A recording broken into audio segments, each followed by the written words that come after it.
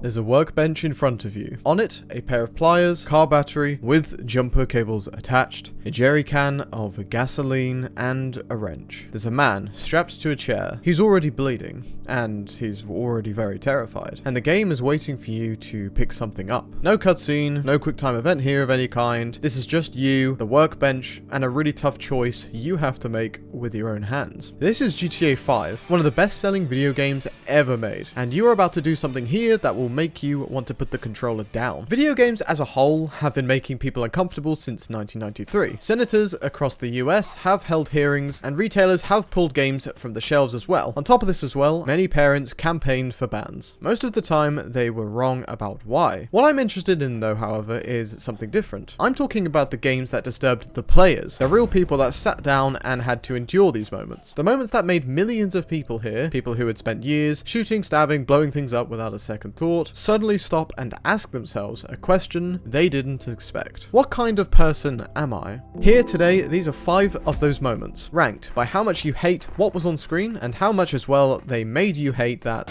you were the one doing it. And now I don't know if you're like me, but there have been a lot of moments in gaming where you'd rather just sit back and enjoy what's happening rather than have to make the tough decision. There are many games which make you really take the driver's seat here and have to figure out what is the best course of plan. You might have thought about this as well, and a lot of the times as well, you might have ended up searching online what is the correct path or correct choice you should have gone for. Number 5 on this list, and I want you to pay attention to this one because it doesn't look like it belongs on this list at first. It's actually a pixel art RPG game. It looks like something a teenager made, something maybe like Kanye Quest. However, the characters here are tiny. The world is crude, and by every visual standard, it should feel harmless. But it isn't. Lisa the Painful takes place in a post-apocalyptic wasteland where every woman on Earth has disappeared. You play as Brad Armstrong, a drug addict, a martial artist, and in general a broken man, searching for the last surviving girl in the world. As you travel, you collect companions, people who join your cause and level up alongside you. They develop their own personalities, and then, over time, you start to care about them the way you care about anyone you spent 10 hours with, or maybe even your entire life with. And then the game starts killing them. Not in cutscenes, not through story, but through you, the player. At specific points, a man named Buzzo appears and presents a choice. Sacrifice one of your party members or lose one of Brad's arms, permanently. Arms he needs to fight. Arms that once are gone, obviously cannot come back. The game has over 30 recruitable characters. It wants you to do the maths here. It wants you to actually start treating people like resources rather than people. Who is going to be the most beneficial to the team? But at the worst moment, the one players still talk about, happens when Buzzo corners Brad and offers him a choice here. Save 3 of your party members, or let them mutilate Buddy, the last surviving girl on Earth, a child. The game gives you unlimited time to think here, and here's what makes it actually really disturbing if you think about it. The correct strategic choice here is the one that costs you nothing on paper, right? To then let it happen. The game even gives you the item as a loot drop afterwards. It sits in your inventory for the rest of the game, in fact. Every time you open your bag to heal, there it is. And if you sacrifice the party members instead, Buzzo, the villain here, looks at you and says you make him feel sick. Developer Austin Jorgensen was asked why he designed the game this way. His answer? Because if you're not frozen in your chair with your mouth wide open, then I'm wasting your time. And well, what makes Lisa number 5 here isn't the content on the screen, it's that the content on screen is almost nothing. A few pixels, not much density, and not much graphical fidelity as a whole. But like I said, a few pixels, a number going to 0, and it still makes people feel genuinely ill about what they chose to do. That gap between what you see and what you feel, that's craft and that's heart put into a game. Manhunt. Number 4 is Manhunt, which is a game that nearly caused a staff revolt at Rockstar Games. A developer who worked on Manhunt later mentioned there was almost a mutiny at the company over the game. It just made all of us feel icky. That word icky here, by the way, is it's doing a lot of work. Manhunt in 2003 casts you as James Earl Cash, a death row inmate who wakes up after his supposed execution to discover he's the star of a snuff film. Pretty dark stuff already. But a sadistic director named Starkweather, voiced by Brian Cox, legend by the way, watches through CCTV cameras and whispers instructions in your ear. The game is built around a single mechanic: executions. Sneak behind an enemy, hold the button for 1 second, and then a quick kill. Hold for 2, violent kill. Hold for 3, gruesome fatality. Now here's the thing, the quick kills are safe, they're clean, and tactically sound. The gruesome kills take longer, as you might expect, and you're exposed, you're vulnerable, and by every rational measure, you should definitely use the quick kills, because it's over quicker and it's safer, right? But you don't, because the game knows you won't here. Starkweather is watching. He grades you, he tells you whether you performed well, and there's something about being evaluated, something about someone measuring the quality of your violence that pulls you towards the worst option every single time. At the gruesome tier, Cash suffocates his victims with a plastic bag. He punches through it 4 times while they moan in pain, and then finally breaks their neck. At gruesome tier here, with a wire, decapitation, as you might expect. The severed head can be used as a lure for the next kill. All of it shot in that grainy VHS filter most of us are accustomed to. All of it accompanied by Starkweather's voice. Beautiful. You're warming up our audience nicely. You're really doing it for me. So the game here, Manhunt, really does lean into that snuff film style, and the game itself rewards cruelty. It makes cruelty feel earned, and then somewhere around the 3rd level here, it actually confronts you with a very simple question. You choose the gruesome kill every time you could, and nobody made you. Why? The game answers that question in its final level. Scene 20, Deliverance as it's named. Cash receives Starkweather's mansion and a chainsaw blade starts cutting through the elevator doors from the outside. When the doors finally open, Cash here drops every weapon he has and he is now unarmed in the attic of a man who has been chaining a naked, mentally broken cannibal in his roof, fed exclusively on the corpses of previous snuff film victims for years. This is the main villain, Pigsy, and for the next 20 minutes here, you are completely defenseless against him. You are hiding in the dark, rummaging around and, well, trying to listen to him sniff and squeal while a chainsaw revs somewhere nearby. It really does seem like something out of Friday the 13th, not gonna lie. You have to lure him 3 times here, onto a metal grating until it collapses finally. Then pick up his chainsaw and saw off his hands while he dangles, screaming. Pigsy isn't the villain though overall. He is what happens to the star of a snuff film when the director is finished with him. He's what you've been becoming for 19 levels. And the weapon you used to kill Starkweather, it's the one you just took from the man Starkweather turned into a monster. No Russian.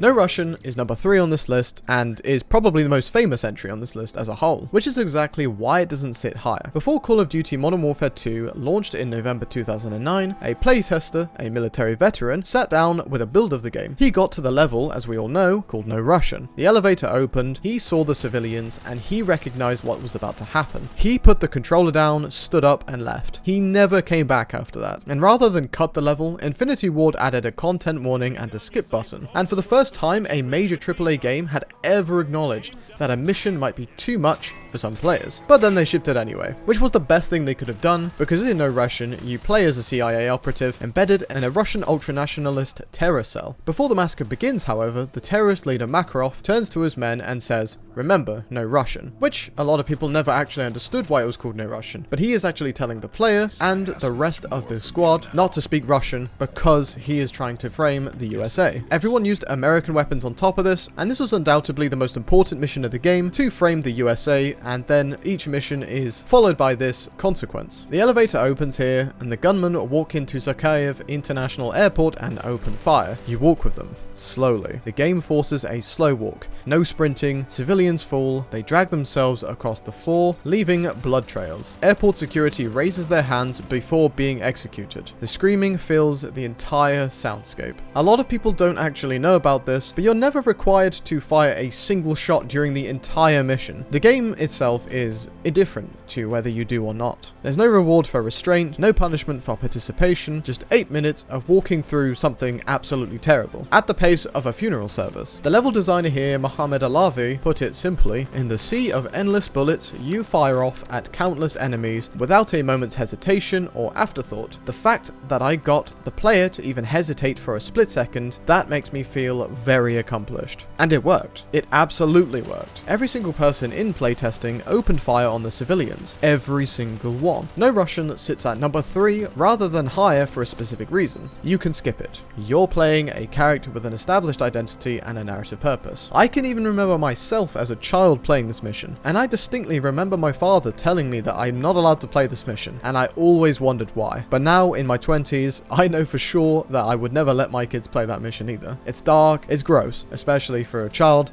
let alone someone who is older. But the game gives you multiple exits, and the 2009 era graphics create a visual distance that limits the visceral response here, and the missions above it on this list have no exits.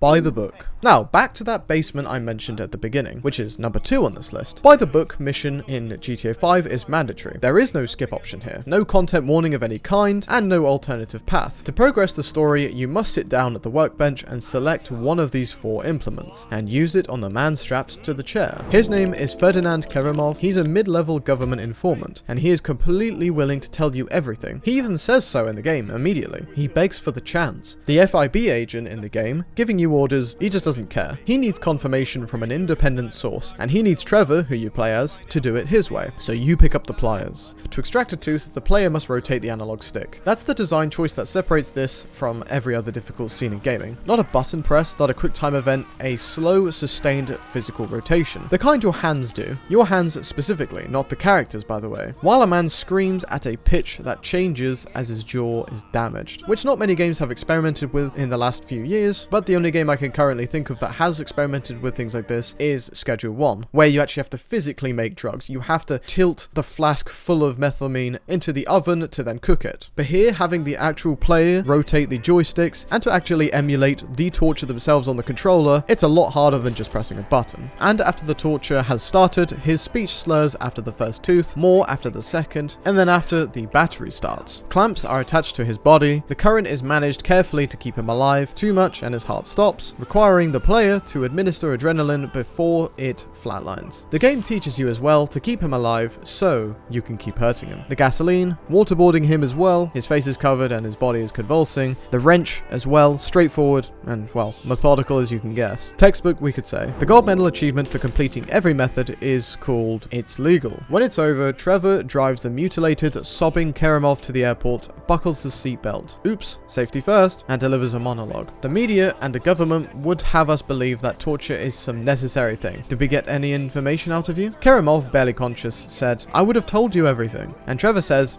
exactly. Tortures for the torturer, or for the guy giving orders to the torturer. And the backlash overall from this mission was quite intense. Amnesty International themselves condemned the scene. Freedom from Torture issued a formal statement, and IGN's reviewer, who gave the game a 10 out of 10, wrote that the torture scene made her feel physically ill. Rockstar never said a single word about it. Silence is the statement from Rockstar. This game sits at number 2 on the list because the analog stick is the specific form of cruelty that no other game has attempted to this scale. GTA 5 overall has sold over 220 million copies, somewhere north of 50 million people rotated that stick, and none of them had a choice, unlike Modern Warfare 2. White phosphorus. Now, for this final entry, Spec Ops The Line, specifically the White Phosphorus mission, is possibly the darkest in all of gaming. And here's the thing about it. When you were playing it, you didn't know it was wrong. Spec Ops The Line is a military shooter from 2012, and in the setting of Dubai, it has been destroyed by a catastrophic sandstorm, and your squad, Captain Walker, Lieutenant Adams, Lieutenant Lugo, go in to find survivors. And what you find instead, in the city of Dubai, that has become a war zone occupied by American soldiers who have gone badly wrong. In Chapter 8, your squad is pinned down, vastly outnumbered, running out of options. There's a weapons cache nearby, white phosphorus, an incendiary chemical agent that burns through everything it touches at 2,800 degrees. Flesh, bone, metal, banned for use against civilians under international law. And in the game, Lugo says, "You're kidding, right? That's white phosphorus." Walker says it's the only option. You here, as the player, take control of the laptop.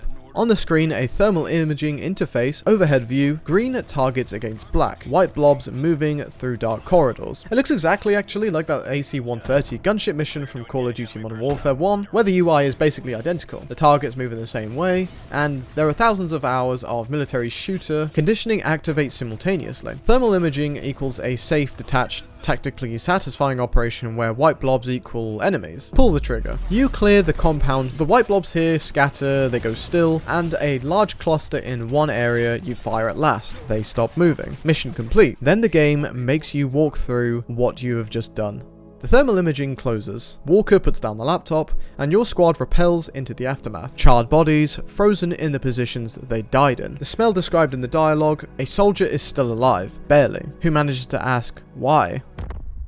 Walker tells him they brought it on themselves, and the soldier says, we were helping. And then you turn a corner, and you see the civilians, a refugee camp. Women, children, the 33rd Battalion had moved them inside the fortification for their protection. They are all dead now. They are all burned. In the center of the image, frozen there, the camera holds on it for exactly as long as it needs to. A mother on her knees, her arms around her child, both charred beyond recognition, still smoking. And you did that. Not Walker, you. Because the UI here played on your familiarity, especially if you had played Modern Warfare 1, the targets looked like enemies and you didn't stop to ask the question the game was waiting for you to ask. After this point, however, the game's loading screens change. Do you feel like a hero yet? This is all your fault. If you were a better person, you wouldn't be here. The US military does not condone the killing of unarmed combatants. But this isn't real, so why should you care? Lead writer Walt Williams explained the design philosophy in an interview after the game released. We, as gamers, have been trained to disconnect from a game where the gameplay experience drastically changes. We stop thinking about the enemies as soldiers and instead see them as glowing dots that need to be turned off. The idea was to weaponize that training against the player. When asked if the scene was fair,